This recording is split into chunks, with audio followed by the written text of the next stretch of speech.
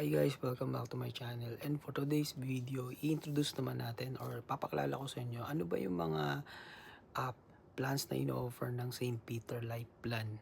So, meron silang ino-offer ngayon na 6 or 6 traditional life plans sa St. Peter. Yung pinakamababa dyan, yung pinaka-affordable sa lahat is yung St. George. St. George, ito yung lower end na wood casket. And then followed yan ng St. Gregory. Yan yung pinaka-affordable na full metal casket. Tapos susundan niya ng St. Clair, St. Bernadette at St. Anne. Yung St. Anne naman, yan yung top of the line na full metal casket ng St. Peter. By the way, yung St. Dominic natin pala is mas mahal siya kaysa sa St. George, pero wood casket lang din yan.